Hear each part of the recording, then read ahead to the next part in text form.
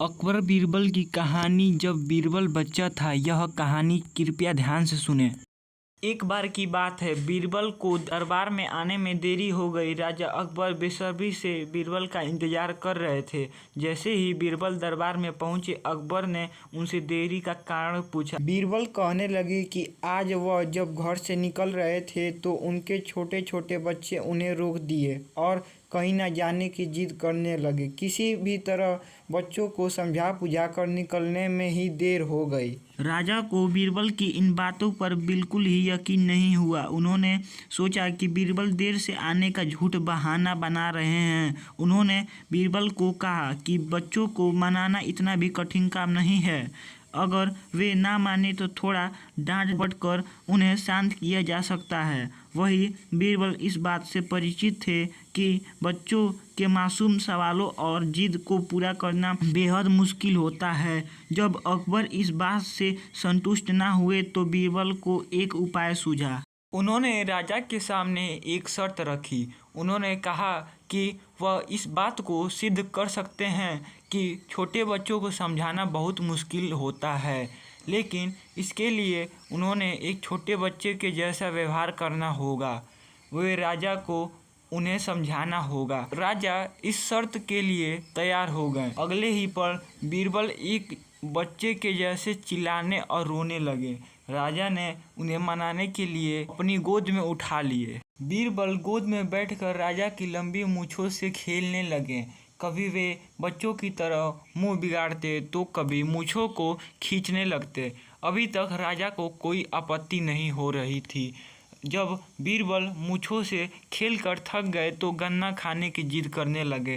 राजा ने बच्चे बने बीरबल के लिए गन्ना लाने का आदेश दिया। जब गन्ना लाया गया तो बीरबल ने नई जिद पकड़ ली कि उन्हें छिला हुआ गन्ना चाहिए। एक सेवक द्वारा गन्ने को छीला गया। अब बीरबल जोर जोर से चीखने लगे कि उन्हें गन्ना छोटे छोटे टुकड़ों में काटा हुआ चाहिए। उनकी जिद को पूरा करने के लिए गन्ने को छोटे छोटे टुकड़ों में काटा गया। जब राजा ने इन टुकड़ों को बीरबल को खाने के लिए दिया तो बीरबल ने उन टुकड़ों को जमीन पर फेंक दिया। राजा को यह देखकर बहुत गुस्सा आया। उन्होंने गुस्से से बीरबल से पूछा, तुमने गन्ने को क्यों नीचे फेंक दिया?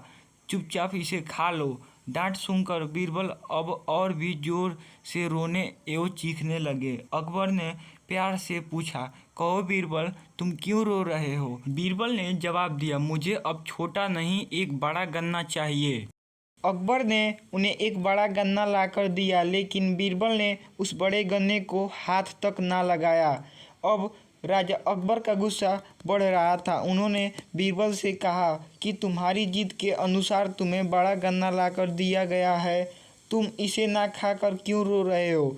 बीरबल ने जवाब दिया, मुझे इन्हीं छोटे छोटे टुकड़ों को जोड़कर एक बड़ा गन्ना खाना है। राजा ने बीरबल की इस जिद को सुनकर अपना सिर पकड़ लिया और अपनी जगह जाकर बैठ गए। उन्हें परेशान देखकर बीरबल ने बच्चा बनने का नाटक खत्म किया और राजा के समक्ष गए। उन्होंने राजा से पूछा, क्या अब आप इस बात से सहमत हैं कि बच्चों को समझाना यकीनन एक मुश्किल काम है? राजा ने हाँ में सिर हिलाया और बीरबल को देखकर मुस्कुराने लगे।